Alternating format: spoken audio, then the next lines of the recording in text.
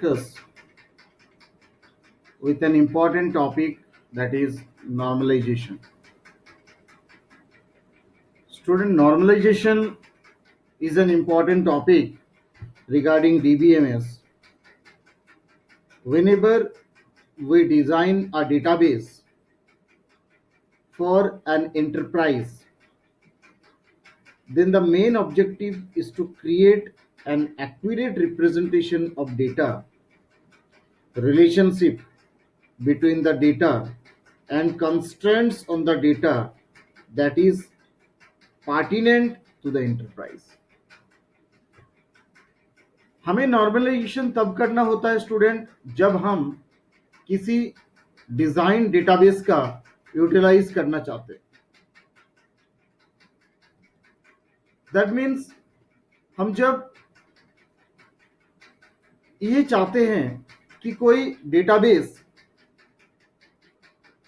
Already आपकी table बना हुआ है, उसके अंडर में डेटाबेस टेबल को हमने ऑलरेडी डिजाइन कर रखा है, and after that we want to create some redundancy. आप डेटाबेस डिजाइन के अंदर कुछ ऑलरेडी डिजाइन डेटाबेस के अंदर कुछ आप रिडंडेंसी को क्लियर करना चाहते हो. That time we required the database normalization. Basically, to achieve this objective, we use a database design technique that is called the normalization. कहने का मतलब आपका जो डेटाबेस डिजाइन करोगे, जिस चीज के अंदर आप गुड डेटाबेस डिजाइन करेंगे, उस टेक्निक को हम नॉर्मलाइजेशन कहते हैं. उस बेटर एनवायरमेंटल जो टेक्निक है, जिस टेक्निक के थ्रू हम डेटाबेस को डिजाइन तैयार करना चाहते हैं, उस बेटर एनवायरमेंटल टेक्निक को हम क्या कहते हैं, आपका normalization. Again we can realize the normalization process is that it's the process of organizing the data in the database. This is the first point of normalization process. We can say that like that. Again, we can say that normalization is used to minimize the redundancy from a relation or set of relations.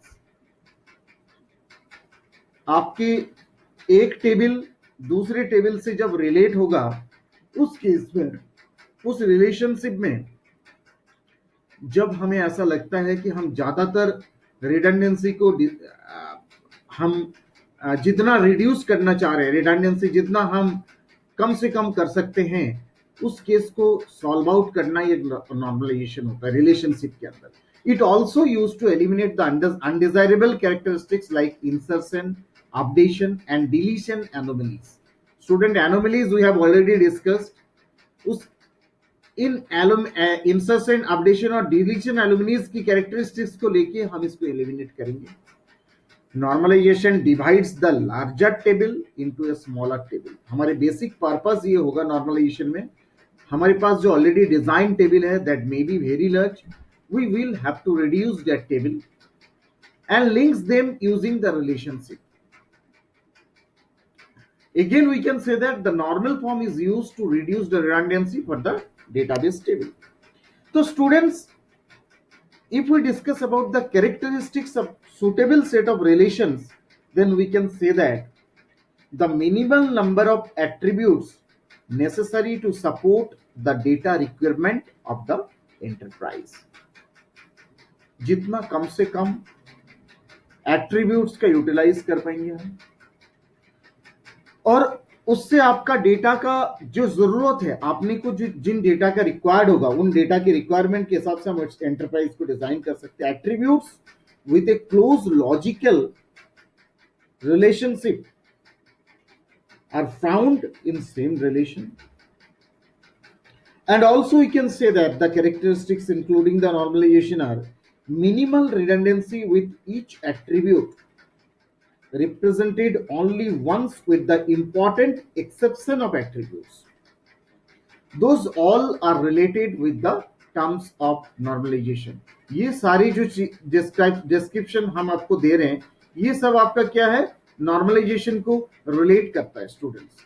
तो normalisation आपके लिए एक important terminology है जो आपको समझना जरूरी है, क्योंकि आपने डेटाबेस को डिजाइन किया है। डिजाइनेटेड डेटाबेस के अंदर अगर आप नॉर्मलाइजेशन नहीं करते हैं, अगर उसके अंदर आप टेबल का रिडंडेंसी खत्म नहीं करते हैं, अगर रिपीटेशन ऑफ डेटा का वर्कआउट रहता है, तो आपके और हमारे लिए क्या रहेगा, बहुत ज्यादा प्रॉब्लमेटिक क्रिएट हो जाएगा उस डेटाबेस डिजाइनिंग टेबल में। तो स्टूडेंट, इसलिए हमें नॉर्मलाइजेशन का यूटिलाइज करना आवश्यक होता है। अब हम देखते हैं कुछ नॉर्मलाइजेशन विभिन्न रूप में होता है। हमारे लिए जो सबसे इंपॉर्टेंट चीज है इसमें, that is how we can how unnormalised form will be there. सबसे पहला पॉइंट तो आपके पास ये है, हम एक टेबल को डिस्क्राइब करते हैं जिसके अंदर अननॉर्मलाइज्ड फॉर्म आपके पास प्रेजेंटेड है। तो see the table here student, या अननॉर्मलाइज्ड फॉर्म का एक टेबल है। If a table contains non atomic values of at each row is said to be UNF. UNF मतलब अननॉर्मलाइज्ड फॉर्म। अगर किसी टेबल के अंदर नॉन एटॉमिक वैल्यू है, नॉन एटॉमिक वैल्यू मतलब एक पर्टिकुलर एक रिकॉर्ड की एग्जिस्टेंस में मल्टीपल वैल्यूज एग्जिस्ट करता हो, ऐसी चीज को नॉन एटॉमिक वैल्यू कहते हैं। Atomic value is something that can not be further decomposed. Non atomic value is the name suggest can be further decomposed and simplified. तो स्टूडेंट्स, नीचे हम एक टेबल को डिजाइन कर रहे हैं। देखिए, एम्प्लॉय आईडी, एम्प्लॉय नेम, एक एम्प्लॉय का टेबल मैंने बनाया, उसके साथ एक टेबल को मर्ज किया गया है रिलेशनशिप के थ्रू। जिस टेबल के अंदर कंबाइंड एक टेबल है, जिसको आप देखिए, इसके अंदर आपका एम्प्लॉय आईडी है, right, there is employee name है, there is month, sales, bank ID and bank name. 1 2 3 4 5 6 attributes we have taken. How many attributes are there? There are 6 attributes. Employee ID में E001, जिसका name है AA, जिनका month बता रहे हैं हम जनवरी, फरवरी, मार्च। जनवरी में उस एम्प्लॉय ने 1000 का सेल्स किया है, जिनका बैंक आईडी B001 है एंड बैंक नेम है SBI। तो उसी एम्प्लॉय का जिसका नेम AA है, उनका फरवरी में 1200 है एंड मार्च में 850 है। सबका बैंक आईडी वही होगा और बैंक नेम भी वही होगा, क्योंकि एम्प्लॉय जो है वो कॉमन है। Again we are discussing about E002. In that case, student, BB employee ID है उसका, एंड जनवरी फरवरी में ये इनका यूटिलाइजेशन है। और ये जो है, सॉरी, इसमें आपको देखिए E003 का जो है ये इनका यूटिलाइजेशन है। तो स्टूडेंट्स, द अबव टेबल, ऊपर जो बैंक आईडी जो आप देख रहे हैं, इस बैंक आईडी के अंदर आप देखिए E003 जो है, इनकी बैंक आईडी B01 है एंड बैंक नेम SBI है। E02 का B02 है एंड बैंक नेम है UTI। तो हमने E01 के अंदर या E02, E03 सब में मल्टीपल रिकॉर्ड्स है, राइट, बट हम एक E01 या एम्प्लॉय कोड और एम्प्लॉय नेम को एक ही बार मेंशन किया है, बाकी पार्ट उनका ब्लैंक छोड़ दिया। This is an unnormalised form. In this sample above, there are multiple occurrences of rows under each key employee ID. Although considered to be a primary key, यहाँ पे हमने employee ID जो है वो आपका प्राइमरी की है, right, and आपका जो है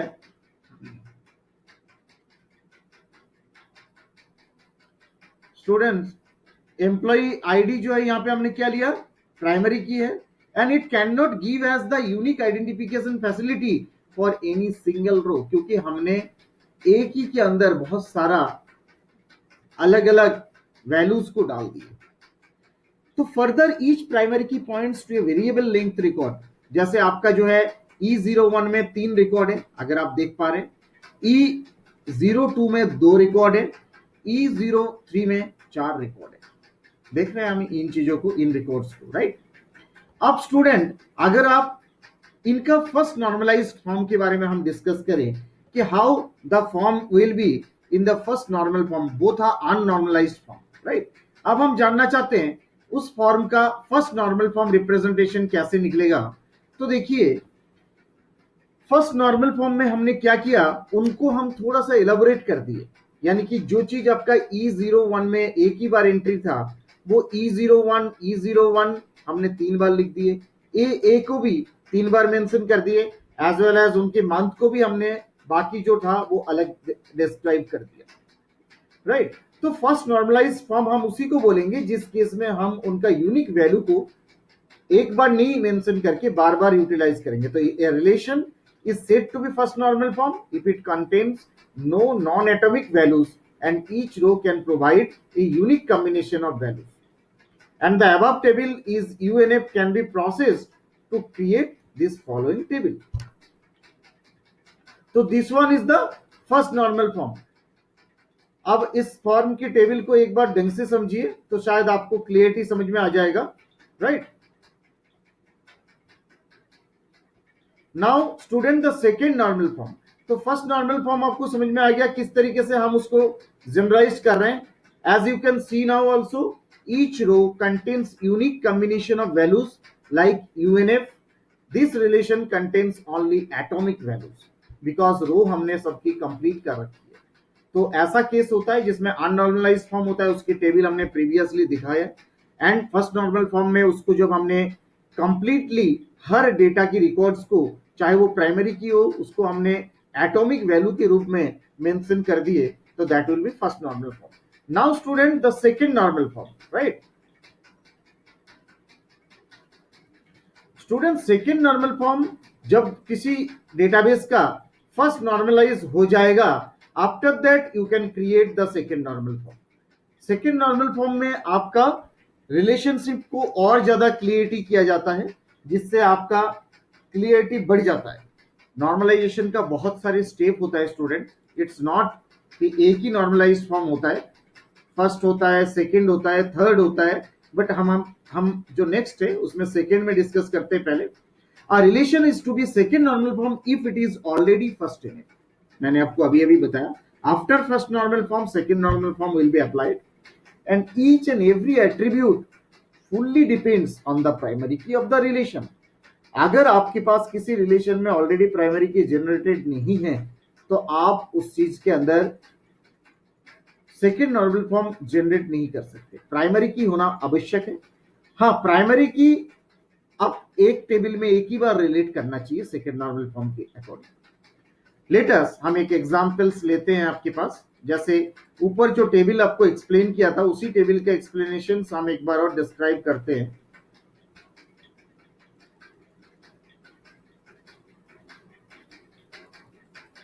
देखिए, employee ID, employee name, month, sales and bank ID.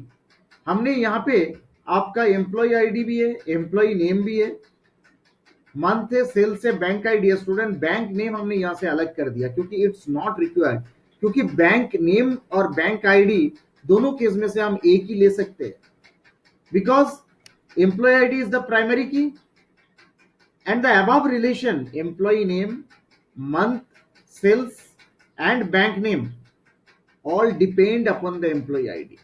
ये सारे एम्प्लॉय आईडी के ऊपर डिपेंड करता है, but the attribute bank name depend on the bank ID.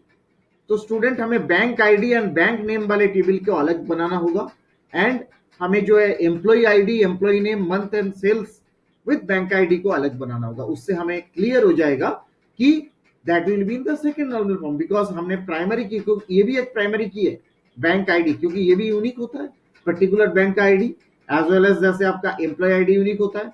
तो इस रिलेशनशिप टेबल में देखिए हमने bank ID and bank name, तो इसमें बहुत बार बैंक नेम जो हम रिपीटेशन में लिख रहे थे उसकी रिक्वायर्ड नहीं है, हम अलग से एक टेबल जनरेट कर चुके हैं और इसमें हमने मेंशन कर दिया bank ID B01 that means SBI and B02 that means UTI as per the table design. तो student after removing the portion into another relation we can store lesser amount of data in two relations. हमने एक single relation के देगा दो relation में इसको distribute कर दिया without loss any information and there should be a big redundancy will be there. हमने डेटा को काफी कम कर दिया। तो there is also a significant reduction of the redundancy and this is the full concept of your second normal form। तो I think for the normalization purpose हमारी जो मेन पर्पस था that means we have to reduce the repetition of data, जिसको हम first normalise में कुछ और तरीके से बनाया, सेकेंड नॉर्मलाइज में हमने और डेटा को रिड्यूस कर दिया। तो these two are the process of the normalization. Students, I think you are fully understood about the process of first normal form as well as the second normal form. Thank you.